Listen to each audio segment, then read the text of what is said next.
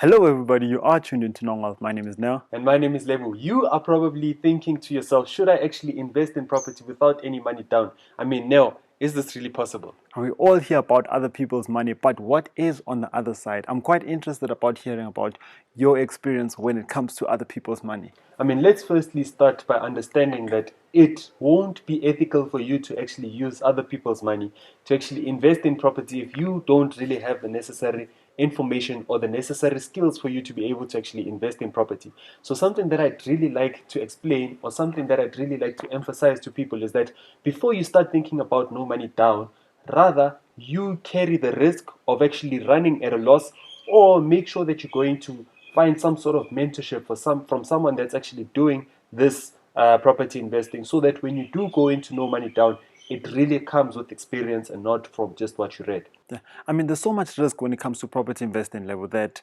one needs to really understand what you are doing when it comes to property investing, because we know there is a saying that states that you can never go wrong with property investing. However, there's so much that can go wrong, especially if you do not know your desired outcome. I mean, there's so many strategies out there, and the way we look at these strategies before we even go into either one, I ask myself, what is the worst case scenario? So I just like to put it out there so that you can actually have a practical taste of our experiences, because it's not all win-wins. However, we have been in situations whereby we've lost. So Lebu, what is the worst case scenario when it comes to flip? So the worst case scenario when it comes to flip is that you get evaluators. I mean, we did have evaluators coming through today to actually get to understand that how much or what is the value of this property. And now, if the problem is that you have actually overestimated of how much your property is actually worth, then it becomes a problem when the evaluator actually comes through to the property to check that what is the real price of this property. If you have actually overinvested, this basically means that even though you might actually get someone to say that, you know what, I want to purchase this property, the bank won't actually finance those people. Reason being, the bank will be overexposed in that property. I mean, I need us to actually start thinking about banks as partners, right? So, say for instance, if you are in a situation whereby you want to finance somebody, right? And now you are seeing that by your research, this person doesn't really understand what the value of the property is. Would you still be willing to actually finance that person? Chances are you won't be willing to finance that person. So that's something that I really want you to consider before actually going into flip that. What is the real price of the property? And once I've actually finished renovating that property, what would be the value of that property? So to sum it up, when you're speaking about other people's money, especially with that desired strategy flip, is that you can literally buy it below market value. However, now when it's time to sell, the evaluator says it's not that price that you were looking at. So the question will be, are you willing to actually repay those people at that point in time? So when it comes to other people's money, when we're focusing on rental, we did speak about, let's look at the worst case scenario. So there was Mr. Investor. I went to him and I was like, Levo, do you know what? Borrow me 100,000. I'm going to put it in this investment. We'll be getting rentals, and then I'll give it back to you at 15% after 1 year.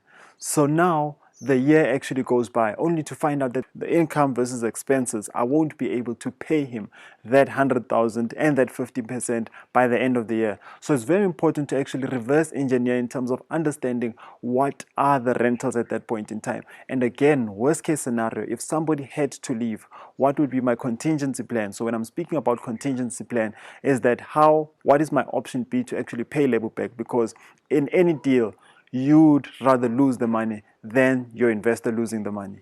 Now, so tell me, right? We always hear people saying that I want to use other people's monies, right? Yeah. So now something that I really want to understand from you is that if I was to go to an investor today, Yeah. what kind of questions should I actually be prepared to actually answer before going to the investor? The two most important questions from my side is the return on investment, and then secondly is when will I get my money back? And here's the thing: when you're asking the investor, especially from my side, I'll be listening carefully and attentively. That is what you're saying really practical. So if you are saying, let me just put a let's just put an example. If you are saying that you'll be able to pay me 15% before the end of the year, and you're also giving me my 100,000, and then I'll be asking myself, what is the income versus expenses? And then I'll be looking at it from that scale, that is it practical that I'll be getting my money through that deal? And for you? I mean, for me, you need to have a clear blueprint in terms of what will we be actually doing, right, in this particular deal. So say, for instance, you want to invest in a property, the first question would then be, what's your plan with this property? Is it going to be a rental or is it going to be a flip property? So if you're looking at a rental property, chances are it's going to really take me a long time before I actually get my money back. So I need to be mentally prepared that I shouldn't be expecting my whole money within the first year. Probably it will take 1 to 2 years for me to actually get my money back, depending on how much am I actually investing in your property. Then the second one is going to be the flip. That if you're looking at the flip, what's the worst case scenario to happen in that property? I then need to know that what's the valuation of the property, where's the property situated, so that I can do my own due diligence before I actually put in my money. Because now remember, if you're looking at an investor that really knows what they are actually dealing with in terms of property investing, you then need to understand that what is the terminology that's being used in the property industry. Because now the problem might be that if the investor asks you that what is the return on investment if I do put in 100,000 and you do not know what return on investment is, then it becomes a problem for the investor to actually trust you in putting their money with you.